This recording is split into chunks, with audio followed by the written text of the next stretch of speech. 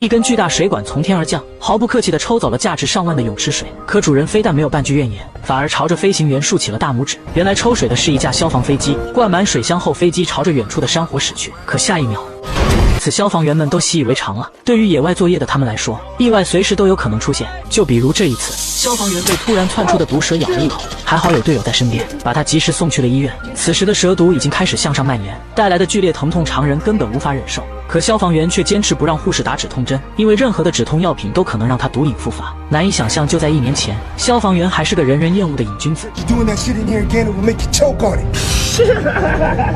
那时的他得知女友意外怀孕，便在深夜敲开女友的家门，表示自己愿意为孩子负责。可他拿什么来养育孩子？光靠嘴上说吗？于是女友温柔地对他说 I want you to stay away. 果然女友没有看走眼。就在回家的路上，阿布发现路边一辆车没有关门，他就钻了进去想要盗窃，没想到2名警察就在马路对面。就这样，阿布被抓进了警局。害怕毒瘾在里面发作，他央求母亲花1000元将他保释出去，可母亲却决然地挂断了电话。但第2天，母亲还是交了保释金。然而，就当阿布以为万事大吉的时候，母亲却命令他在7点之前从家里搬走，并扔给他了最后几百块钱，因为从儿子的身上，他已经看不到任何的希望。几个月后，当阿布听说孩子出生，他偷偷来到医院，隔着玻璃看了一眼自己的女儿。那一刻，为人父母的责任感油然而生，他痛下决心要改变自己。于是阿布来到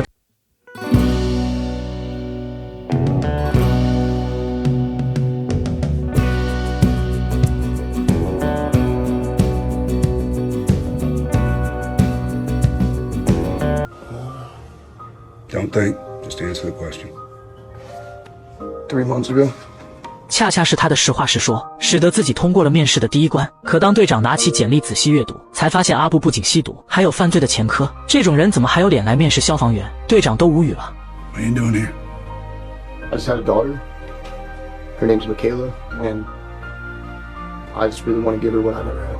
也许是因为阿布的真诚悔过，亦或是联想到了年少轻狂的自己，队长愿意给他一个机会。随后便给他临时找了一双运动鞋，让他立刻跟着小队一起去爬山拉练。可才刚刚出发，他就被强壮的消防员甩在了后面。长期的吸毒让他的体力十分的差劲，没跑几步就累得呕吐起来。之后消防员们爬上山顶，并且还开了个小会。等他们下来的时候，阿布才刚刚到达半山腰。之前不看好他的队员也递上了一瓶水。虽然不赞同队长召来这么个瘾君子，但他也得尊重队长的决定。等拿到工资后，阿布第一时间来到超市，购买了满满1包婴儿用品，悄悄放在了女友家的门前，然后顶着一身的酸痛默默离开。这之后，他每逢休息就回来送东西，经常还能听到屋里婴儿的哭声，可他却没有勇气敲开房门，唯恐打扰到女友一家人的生活。接下来，阿布迎来了最难熬的一段日子，因为消防队正在备战先锋队的选拔赛，但新手的他还没有熟记规章制度。这一次，阿布又没能回答上来队长的提问，导致全体队员连带受罚，这使得他成为了其他队员的眼中钉。嘲讽和埋怨这些他都能忍受，但当旁边他们就迎来了先锋队的竞赛，在接下来的灭火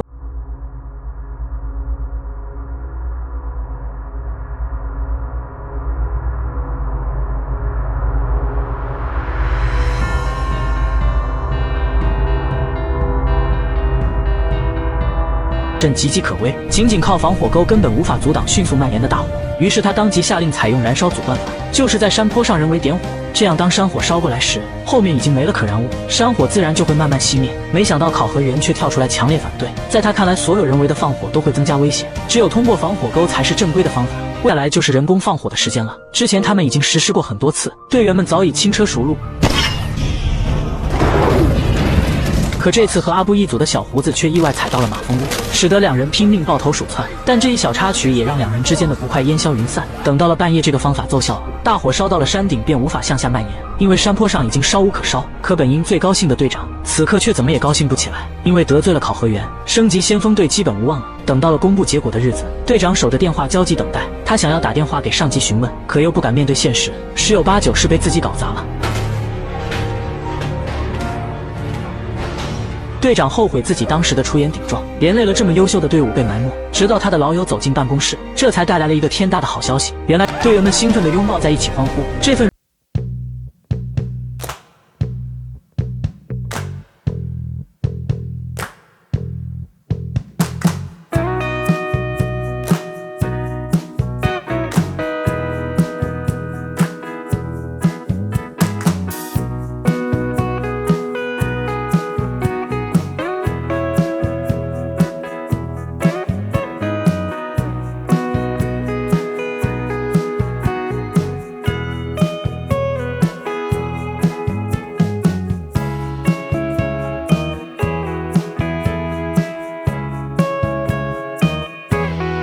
的生活越来越稳定，他也因此得到女友一家的信任，获得了照看女儿一天的特权。刚抱着女儿回到家，就受到了小胡子的热烈欢迎，并且他贴心的把所有的家具边角都包了起来。可偏偏当天晚上，女儿就无缘无故发起了高烧，这下把2个大男人吓坏了。幸亏小胡子找来了队员的家属帮忙，一番安抚之下，孩子的体温降了，阿布这才放下心来。还好有这帮弟兄们的帮助。原来因为消防员经常不在家，他们的家人遇到困难总会互帮互助，长期以往家属们都成了好朋友。可就在宝贵的休假之时，远处的山顶又冒起了浓烟，不用说假期又泡汤了。这次他们的任务是保护火灾中的一棵千年古树。队员们先是围绕古树画出一个正方形，清除了里面的一切可燃物，然后挖出一条长长的防火线，最后在防火线以外点燃一片火。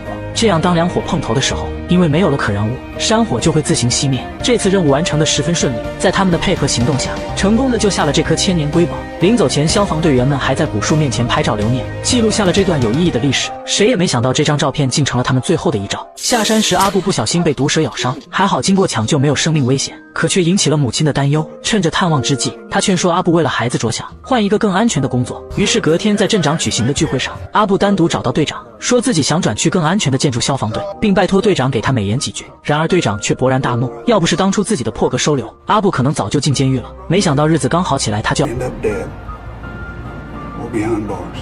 这一幕全部被他的妻子看在眼里。回家的路上，妻子指责队长的做法太过分，想要给家人带来稳定本就是人之常情，结果到丈夫这里却成了罪过。联想到多年来为了支持丈夫的工作，自己连个孩子都不敢要，妻子更加的委屈。为此2人激烈的争吵了起来，一气之下，队长弃车而去。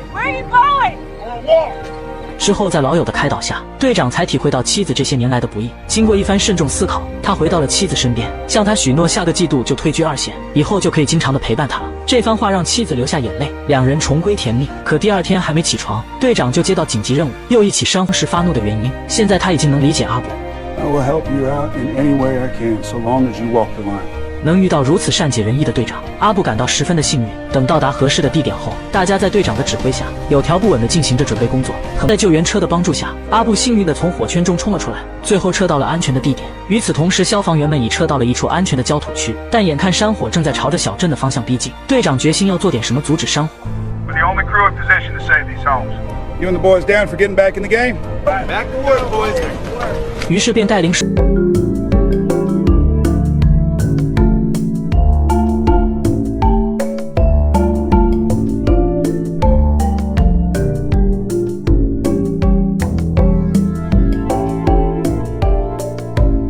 来抵御火焰的伤害。队长还不忘让新人躺在中间，把相对安全的位置留给年轻的队员。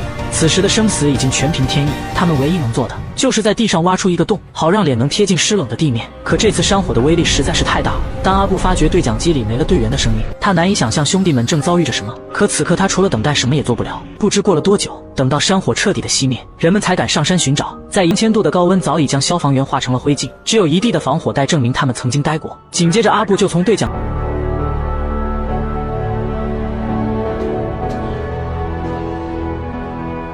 而一直等待丈夫回家的妻子，没想到一别就是永远。之后遇难者的家属聚集到了体育馆等待消息。当得知小队有1名幸存者，他们纷纷祈祷那会是自己的丈夫。为了给兄弟们的家属一个交代，阿布不顾阻拦来到体育馆内，即便知道自己的出现会带来无尽的痛苦，他也必须去面对这一切。果然他的出现让所有家属的希望彻底的破灭。